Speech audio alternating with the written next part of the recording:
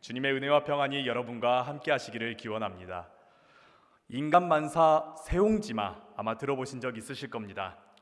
인간 세상에서 일어나는 모든 일들을 결과만 가지고 너무 연연하지 말아라 라는 그런 내용의 이야기가 담긴 이야기지요.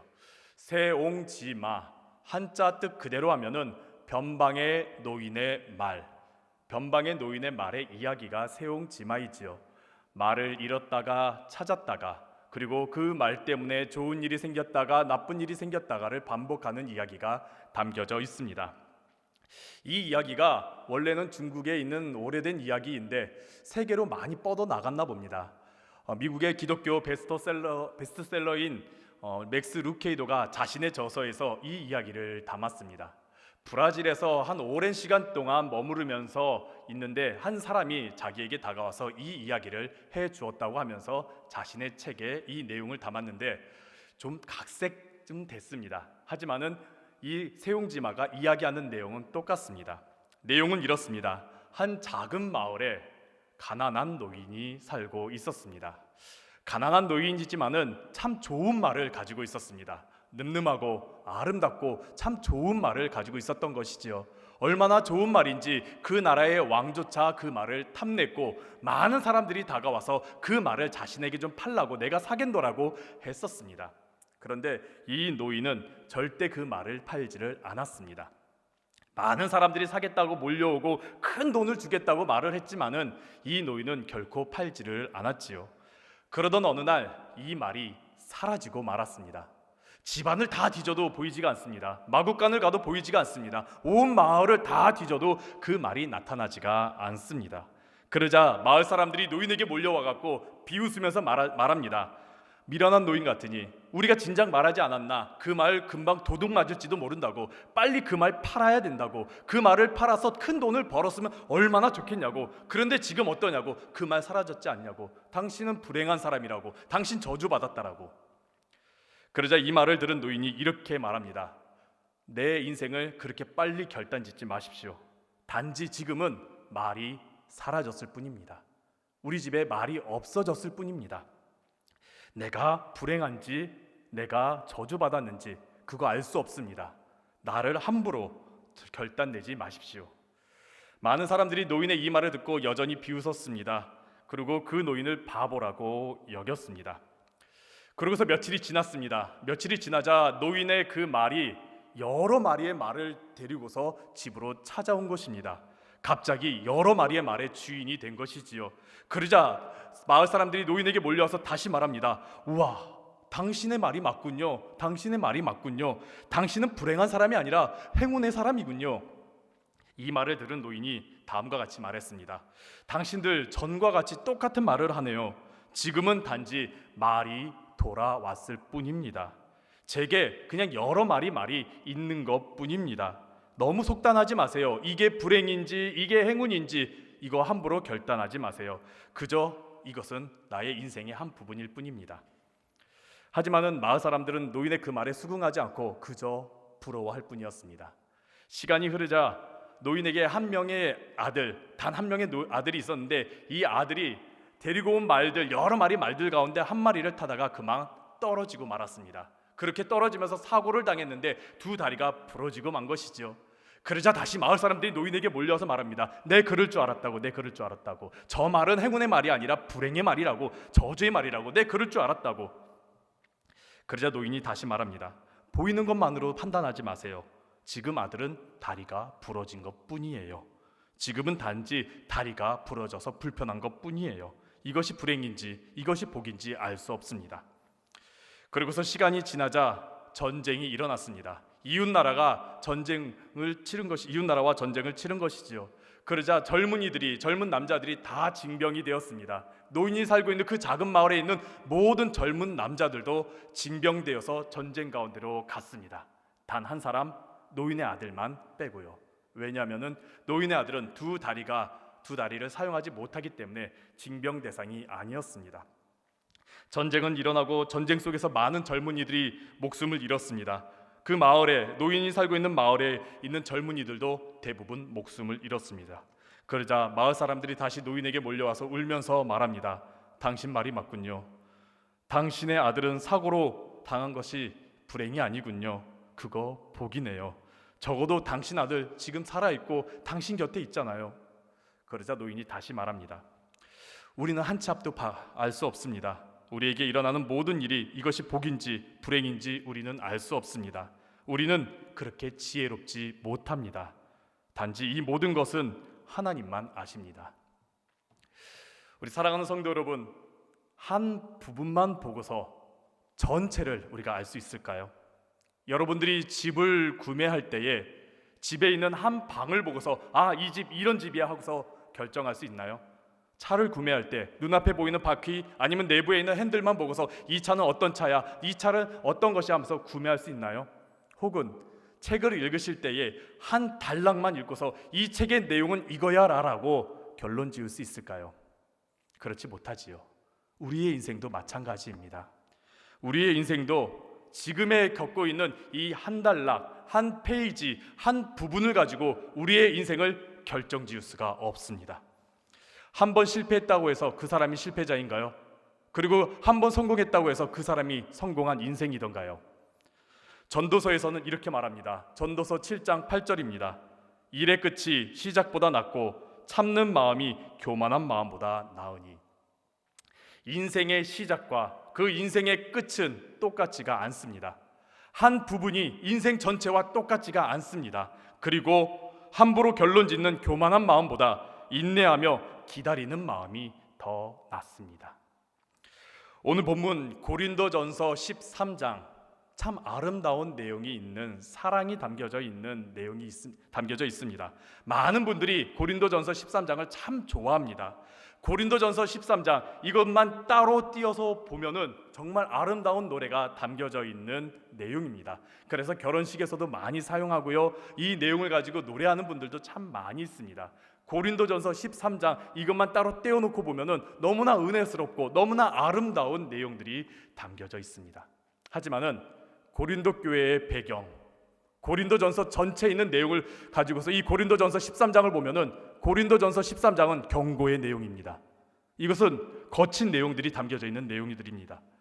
고린도 교회 어떤 교회였습니까? 굉장히 열정적인 교회였습니다. 놀라운 능력을 가지고 있는 굉장히 열정적이고 뜨거운 교회였습니다. 하지만은 문제가 참 많았습니다. 무엇보다 서로 비판했지요. 서로 판단했지요. 서로 하나 되지를 못했습니다. 나의 은사가 더 우월하다, 내가 속한 집단이 더 위대하다, 내가 가진 판단이 정답이다라고 여기면서 사람들과 싸우고 갈라섰던 곳이 바로 고린도 교회입니다. 특히 방언과 예언이 큰 문제가 일어났습니다. 사도 바울이 방언과 예언을 가지고 크게 비판하진 않습니다. 그런데 고린도 교회에서 일어나고 있는 방언과 예언이, 그것이 교인들의 자랑이 되었고 이것을 가지고 사람들을 판단하게 되자 사도 바울이 이것을 문제 삼게 된 것이지요. 그래서 고린도전서 13장에 있는 그 아름다운 모든 내용들이 고린도 교회의 문제를 다루고 있었습니다. 고린도 교회요, 시끄러웠습니다. 고린도 교회 오래 참지 못했습니다. 고린도 교회는 온유하지 못하고 시기하였고 자랑만 하였고 교만하였습니다. 항상 무례히 행하였습니다. 그리고 자기 유익만 구하는 공동체였습니다. 성내고 악한 생각만 하고 불의가 판치며 인내하지 못한 곳이 바로 그곳이었던 것이지요. 이렇게 분열되고 시끄럽고 문제 많은 고린도 교회에 사도 바울이 이를 해결하고자 고린도전서 12장 31절에 내가 가장 좋은 방법, 가장 좋은 길을 제시하겠다. 그거 뭐냐? 사랑이다. 그러면서 사랑에 대한 내용을 13장에서 쭉 이어져 가는 것이지요. 여기서 말하는 사랑이 감정적이거나 혹은 지성적인 사랑이 아닙니다. 우리가 잘 알다시피 아가페의 사랑이지요. 하나님의 그 신실하신 사랑, 그리고 원수도 사랑하는 헌신적이고 포기하는 그 사랑, 그리고 예수님의 십자가의 사랑이 바로 이 사랑이지요. 아무리 좋은 은사, 대단한 능력, 어마어마한 믿음, 많은 지식을 가졌을지라도 사랑이 없으면 아무 소용없고 그 가치를 증명할 수가 없는 겁니다. 사랑이 있어야지 은사가 은사다워지고 능력이 능력다워지는 것이지요. 이 사랑을 말하면서 사도 바울은 오늘 본문에서 부분적인 것 그리고 온전한 것을 우리에게 말하고 있습니다. 은사에 대해서 부분적인 것이라고 말합니다. 그래서 은사를 가지고 사람을 결론 짓지 못하고 그 믿음을 전체를 판단할 수 없다라고 말합니다. 은사만 가지고 결론 지을 수 없는 것이지요. 그래서 눈에 보이는 은사들 그거 부분적인 거다라고 말합니다. 반면에 사랑은 좀 다르다. 사랑은 눈에 보이지 않지만은 영원하다. 그리고 모든 것을 포함하고 있다라고 말합니다. 왜냐하면은 예수님께서 다시 오실 때에 우리가 가진 그 모든 은사, 예언, 방언, 지식은 필요 없게 된다라고 말합니다. 왜냐하면은 그 모든 예언들, 그 모든 지식들, 그 모든 능력들은 예수 그리스도의 한 부분이기 때문이지요. 전체이신 예수님께서 오시면은 그것은 다 사라지고 만다라는 것입니다. 하지만은 사랑은 남습니다. 사랑은 계속 이어집니다. 왜냐하면 사랑은 하나님 그분 자체이시기 때문이지요. 그래서 요한일서 4장 16절에 이렇게 말합니다. 우리 함께 요한일서 4장 16절을 함께 읽도록 하겠습니다. 하나님이 우리를 사랑하시는 사랑을 우리가 알고 믿었노니 하나님은 사랑이시라. 사랑 안에 거하는 자는 하나님 안에 거하고 하나님도 그의 안에 거하시느니라. 아멘. 고린도 교회가 지금 부분적인 것을 가지고 이게 전부다, 이게 정답이다라고, 이것이 전부다라고 말하고 있었습니다. 하지만은 전부는 오직 예수 그리스도이십니다. 그리고 전부는 하나님만 알고 계십니다. 이 부분에 대해서 함께 나누어 보고자 합니다. 특별히 이 부분을 가지고서 오늘 본문의 내용을 가지고서 우리의 인생을 빗대어 좀 봤으면 좋겠습니다. 우리의 인생의 부분적인 부분과 우리 인생의 온전한 것이 무엇인지를 함께 나누어 보고자 합니다. 인생의 부분적인 것 그리고 인생의 온전한 것 우리가 함께 나누어 보도록 하겠습니다. 먼저는 인생의 부분적인 것입니다. 본문에 보면은 부분적이 굉장히 반복적으로 나옵니다. 특히 9절과 10절에 보면 부분적이라는 내용이 나오는데 이 부분적이라는 것의 헬라어 원문을 보면은 메르오스라는 단어를 사용하고 있습니다. 그 뜻은 한 부분, 한 조각입니다. 그런데 단순히 그냥 한 부분, 한 조각을 말하는 것이 아니라 거대한 한 덩어리 전체의 한 부분입니다. 거대한 덩어리 안에서 한 부분을 말하고 있는 것입니다. 그래서 이 단어의 중요한 점은 원래 거대한 한 덩어리가 있다라는 것을 전제하고 있습니다. 그렇다면 한 부분을 포함하고 있는 거대한 덩어리는 무엇일까요? 고린도전서 13장 바로 앞에 있는 12장에 있는 내용을 보면 중간에 하나의 몸과 많은 지체에 대한 내용이 나옵니다. 몸은 하나인데 여러 지체, 팔과 다리, 몸 여러 지체들을 가지고 있다라고 말하는 것이죠. 몸은 하나이지만 지체는 여러 가지다라고 말하면서 12장 27절에 이렇게 결론을 내립니다. 너희는 그리스도의 몸이요 지체는 지체의 각 부분이라. 우리는 예수 그리스도라는 거대한 몸의 한 부분입니다. 내가 잘나서 한 부분이 아니라 예수 그리스도의 거대한 것의 한 부분인 것입니다. 그런데 우리 인간은 자꾸만 거기서 떨어져 나가려고 합니다. 떨어져서 독립되려고 합니다. 그 안에 한 부분으로 남는 것이 아니라 떨어져서 나아가려고 하고 있는 것이 우리 인간이지요. 완전히 떨어져서 독립된 개체로 나아가려고 하고 있습니다. 하나님 안에 붙어 있어야 되는데, 하나님 안에 거하여야 되는데 떨어져 나아가려고 하는 것이죠. 더 큰 문제는 떨어져 나가면서 이게 전부다라고 말하는 게 세상 가운데 있는 인간들의 모습입니다. 하나님으로부터 멀어지는 것, 하나님으로부터 떨어져 나가는 것, 그게 무엇입니까? 그게 죄고 그게 죽음입니다. 죽음에는 두 가지 모습이 있습니다. 하나는 영적인 죽음이고 하나는 육적인 죽음입니다. 영적인 죽음은 무엇입니까? 하나님으로부터 멀리 떨어져 나가는 것, 하나님으로부터 떨어져 나간 것이 영적인 죽음입니다. 그러면 육적인 죽음이 무엇일까요? 영혼으로부터 떨어져 나아간 것이지요. 그렇기 때문에 떨어져 나아갔다, 그냥 떨어져 나갔다, 멀리 떨어져 버렸다, 그것은 죽음과 마찬가지입니다. 이를 요한복음 15장에서 예수님께서 비유로 말씀하셨습니다. 요한복음 15장의 포도나무 비유 가운데서 예수님께서 포도나무는 예수 그리스도이시고 가지는 우리라고 말씀하시지요. 가지가 포도나무에 붙어 있어야 하는데, 한 부분으로 붙어 있어야 되는데 떨어져 나가면 어떻게 됩니까? 버려져 버립니다. 불에 살라 버려져 버립니다. 그래서 예수님께서 요한복음 15장 5절에서 이렇게 말씀하셨습니다. 함께 읽겠습니다. 요한복음 15장 5절입니다. 나는 포도나무요 너희는 가지라. 그가 내 안에 내가 그 안에 거하면 사람이 열매를 많이 맺나니 나를 떠나서는 너희가 아무것도 할 수 없음이라. 아멘. 우리는 하나님을 떠나서는 살아갈 수가 없습니다. 우리는 하나님 안에 거하여야지만이 살아갈 수가 있는 존재들입니다. 우리의 삶도 마찬가지입니다. 우리의 삶도 예수 그리스도 안에 있어야지만이 우리는 살아갈 수가 있습니다. 무엇보다 우리가 지금 살아가고 있는 이 순간, 우리가 살아가고 있는 이 부분, 이것은 하나님의 거대한 계획 아래, 하나님의 거대한 일하심 안에 있는 한 부분이고 한 파편이고 한 페이지입니다. 거대한 하나님의 계획 아래, 하나님의 일하심 안에, 하나님의 인도하심 안에 우리는 한 부분으로 지금 살아가고 있는 것입니다. 우리가 지금 겪고 있는 어려운 것들, 또한 힘든 일들, 그리고 고난들, 우리가 지금 하나님 안에 거한다라면, 하나님의 그 거대한 일하심의 계획 안에 거한다면 우리는 하나님의 인도하심을 받으며 살아갈 수가 있는 것이지요. 비록 내가 지금 사망의 음침한 골짜기를 다니는 한 부분의 인생을 살아갈지라도 우리는 하나님께서 나를 푸른 초장 쉴만한 물가로 인도하시리라는 것을 믿을 수가 있는 것입니다. 그렇게 여러분, 하나님을 신뢰하시길 바랍니다. 그분 안에 거하시며 살아가시기를 바랍니다. 지금 내가 살아가고 있는 이 부분은 하나님의 거대한 계획 아래, 하나님의 그 거대한 인도하심 아래, 일하심 안에 있는 한 부분입니다. 이것을 신뢰하며 믿으며 나아가신 여러분들 되시기를 간절히 바랍니다. 그럼 온전한 삶이란 무엇일까요? 온전한 삶, 오늘 본문에서 온전하다라는 온전함이 많이 나오고 있는데 그것도 헬라어 원문을 보니까 텔레이오스라는 단어를 사용하고 있습니다. 완벽, 완성이라는 단어를 사용합니다. 근데 여기서는 더 중요한 것은 이 완벽과 이 완성은 더 이상 다른 것을 필요로 하지 않는 것입니다. 더 이상 다른 것을 기다릴 필요가 없는 것을 의미하고 있는 것입니다. 그냥 완벽한 그 상태입니다. 그런데 우리는 그런 삶을 살아갈 수가 있을까요? 우리 인간이 완벽할 수가 있을까요? 우리 인간은 완벽할 수가 없습니다. 우리 인간이 완벽하리라는 것은 불가능합니다. 우리 인간은 유한한 존재입니다. 그리고 우리 인간은 부분적인 삶을 살아가는 존재입니다. 오직 하나님만이 완전하시고 오직 하나님만이 온전하신 분이시지요.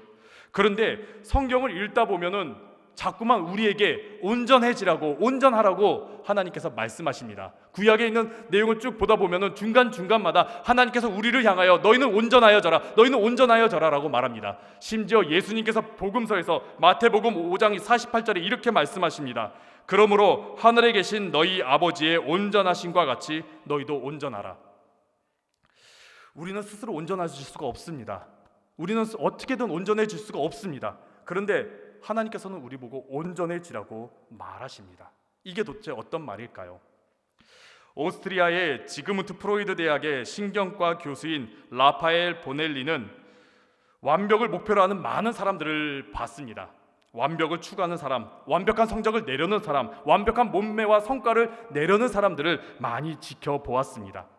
정말 완벽을 위하여 살아가는 사람들은 최선을 다하여 살아갔고 치열하게 자기 관리를 하며 살아갔지요. 그런데 그들에게서 나타나는 것은 불안이었습니다.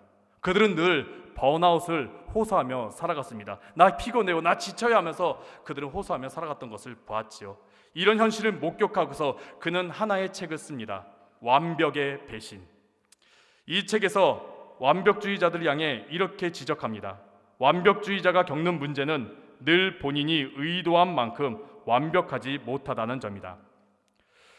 모든 일을 완벽하게 해낸다면 행복해지겠지요.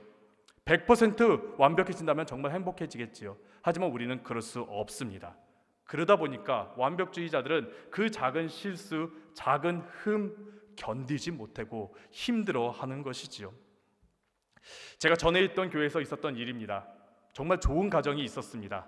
아빠요, 교회도 잘 나와요. 예배도 잘 드려요. 가정이요, 부유해요. 아빠는요, 세상에서도 인정받으며 존경받는 분이에요. 아이들이요, 정말 착실해요. 학교에서 수업도 잘 듣고요, 성적도 좋고요, 교회 생활도 잘하고요, 또 정말 집안에서도 훌륭한 아이들이에요. 아이들이 집안에서도 훌륭하고요, 집 바깥에서도 훌륭하면요, 정말 대단한 아이들이에요. 왜냐하면 저희 아이들이 그렇지 않거든요. 저희 아이들이요, 바깥에서 칭찬을 많이 받아요. 하고 잘하나 보다 하는데 집안에 오면요, 아니에요. 아내가 혈압이 낮거든요. 저혈압이에요. 우리 아이들이 뭐라 하냐면요, 엄마 저혈압인데 우리가 혈압을 올려드려야 돼 하면서 말과 행동으로 혈압을 올려요. 엄마를. 바깥에서는 칭찬받는데 자꾸만 집안에서는 혈압을 올리는 애들이에요. 전에 있던 교회의 한 가정이 바깥에서건 안에서건 인정받는 자녀들이 있었어요. 정말 가정적인 모습을 보면은 참 훌륭하고 어떻게 보면 완벽한 가정이에요. 근데 그 가정의 엄마가 우울증에 걸려버렸어요. 왜 우울증에 걸렸나 봤더니 첫째 아들이 중3인데 중3 때 이제 공부를 잘하고 인정받으니까 주변의 사람들이 쟤 외고 보내야 돼, 쟤 특별하니까 외고 보내야 돼 라면서 말했던 거예요. 그 전까지는 생각을 안 하고 있었거든요. 하고 아 그런가? 우리 애들 잘한가? 학교 가서 선생님하고 상담하니까 잘한대요. 가능성이 있대요. 그래갖고 그때부터 그 아들을 외고 보내려고 준비했던 거죠. 근데 아들이 외고에서 떨어졌어요. 그 아이가요 일반 고등학교 가도 충분히 좋은 내신과 좋은 성적 거둬서 좋은 대학 갈 수 있는 아이예요. 공부 잘했으니까요. 단지 외고만 떨어졌을 뿐이었어요. 근데 그 엄마가 우울증에 걸려서 헤어나오지를 못해요. 작은 실수, 작은 실패, 그거 하나 때문에 자기는 완벽하지 못하다고 그래가지고 우울증에 빠져버리는 것을 보게 됩니다. 우리 인간은요 스스로 완벽해질 수가 없습니다. 온전해질 수가 없습니다. 그렇다면 하나님께서 왜 성경에서 우리 보고 계속해서 온전해져라, 예수님께서도 너희들은 온전해져야 된다라고 말하는 것이 무엇일까요? 그 온전해지라는 그 뜻은 흠이 없어라라는 그런 뜻도 담겨져 있겠지만은 중요한 것은 너희가 하나님 안에 거해야 된다라는 것입니다. 우리가 하나님 안에 거할 때 우리는 온전하신 하나님께 속한 자가 됩니다. 온전하신 하나님의 그 전체 안에 우리가 속한 부분이 되는 것입니다. 즉 하나님께서 우리를 온전하게 완성케 하셔 주십니다. 우리는 믿음으로 하나님 안에 있어야지만이 우리는 의로워지고 또한 흠이 없어지고 온전하여집니다. 우리의 인생도 마찬가지입니다. 우리 스스로는 완벽해질 수 없지만은 우리가 하나님 안에 거한다면은 하나님께서 우리의 인생을 완전하게 온전하게 만들어 가십니다. 그렇다면 이 부분적인 우리의 삶을 하나님께서 어떻게 온전한 삶으로 이루어 가실까요? 우리의 인생에 좋은 일도 있고 안 좋은 일도 있고 불행도 있고 행복도 있고 정말 많은 일들이 수없이 닥쳐오는데 우리의 인생이 어떻게 하나님께서 온전케 나아가실까요? 하나님께서는 우리의 인생의 부분, 내가 좋은 부분도 있고 내가 나쁜 부분도 있고 여러 가지 많은 부분들을 하나하나 이루어 가시면서 선을 만들어 가십니다. 그래서 사도 바울이 로마서 8장 28절에 이렇게 말하지요. 우리 함께 로마서 8장 28절에 있는 말씀 함께 읽겠습니다. 우리가 알거니와 하나님은 사랑하는 자 곧 그의 뜻대로 부르심을 입은 자들에게는 모든 것이 합력하여 선을 이루느니라. 아멘. 우리가 지금 주일마다 담임 목사님을 통하여 창세기의 이야기를 듣고 있습니다. 그리고 그 창세기에서 요셉의 이야기를 듣고 있지요. 요셉이 바로 이 합력하여 선을 이루는 인생의 대표적인 사람입니다. 우리가 요셉 하면은 자꾸 총리만 떠오르게 됩니다. 너무 강한 인상이 박혀서 총리만 떠오르게 됩니다. 위대한 그 당시 강대국이었던 애굽의 2인자, 모든 사람들에게 존경받고 모든 것을 가지고 모든 것을 할 수 있는 완벽한 사람. 그렇지만은 우리가 그동안의 창세기에 있는 말씀을 들으면서 요셉의 인생이 어떠하던가요? 요셉은 그의 삶 속에 부분을 보면 배신과 모함, 그리고 외면과 억울함, 그는 불안한 인생입니다. 부분만 보면은 요셉의 인생은 결코 행복하거나 완벽한 인생이 아닙니다. 불행한 인생입니다. 그런데 성경에 있는 그 모든 내용들, 요셉 이야기를 쭉 보면은 요셉이 하나님을 원망하는 장면 결코 나오지 않습니다. 나 왜 이렇게 했냐고 원망하는 장면 결코 나오지 않습니다. 오히려 애굽의 왕 파라오 앞에 가서 당당하게 자신의 신앙을, 하나님을 고백하는 자가 바로 요셉입니다. 그런 요셉이 마지막에 창세기의 맨 마지막 장 50장 20절에 그가 이렇게 고백합니다. 우리 함께 창세기 50장 20절에 있는 말씀 함께 읽겠습니다. 당신들은 나를 해하려 하였으나 하나님은 그것을 선으로 바꾸사 오늘과 같이 많은 백성의 생명을 구원하게 하시려 하셨나니. 나의 인생의 부분 그것을 바라보면은 배반이 있었고 버림이 있었고 또한 감옥에 갇힌 인생이 있었고 힘든 인생이 있었지만은 하나님께서 그 모든 것을 선한 것으로 바꾸어 주셨습니다. 우리의 인생의 파편 그리고 우리의 인생의 부분, 그것들은 우리의 인생 전체를 결정하지 못합니다. 불행과 공포 그리고 어려움과 고난은 우리의 인생 그것을 다 결정하지 못하고 그것은 단지 하나님께서 이끄시는 우리의 삶의 한 페이지, 한 부분일 뿐입니다. 그렇기에 지금 우리가 겪고 있는 이 코로나19도 그냥 우리의 인생의 한 페이지일 뿐입니다. 여러분들이 겪고 있는 고난이요, 지금 어려운 관계요, 힘든 것들이요, 그리고 내가 불편한 지금 모든 것들이요, 이것은 우리의 인생의 한 부분일 뿐입니다. 그리고 하나님께서 이 부분들을 이어서 온전케 해 주십니다. 가장 좋은 선한 것으로 바꾸어 주십니다. 그래서 우리의 인생을 살아갈 때에 예수님께서 산상수훈에서 이렇게 말씀하시더라고요. 마태복음 6장 34절에서 내일 일을 위하여 염려하지 말라. 내일 일은 내일이 염려할 것이요 한날의 괴로움은 그날로 족하니라. 그 부분적인 괴로움들, 그 부분적인 고통들은 그날로 족하다. 그게 다 전부가 아니다 라고 말씀하신 것이죠. 사랑하는 성도 여러분, 지금 우리가 겪고 있는 이 모든 삶들, 우리가 지금 겪고 있는 이 부분적인 이 삶들, 아픔, 고난, 질병, 그리고 실패, 분명 우리를 힘들게 하는 부정적인 요소입니다. 하지만은 그것이 우리 인생의 전부가 아니라 한 부분입니다. 우리는 주님 안에서 다시 시작할 수 있습니다. 우리는 주님 안에서 다시 일어날 수가 있습니다. 우리는 주님과 함께 다시 시작할 수가 있습니다. 그러니 사랑하는 성도 여러분들, 두려움을 떨쳐버리시고 다시 시작하고 일어나시기를 간절히 바랍니다. 우리는 주님 안에서 온전하여질 것이고 주님께서 우리를 온전케 해주실 것입니다. 이 믿음으로 다시 일어나시며 당당히 살아가시는 우리 사랑하는 성도 여러분들 되시기를 간절히 바랍니다.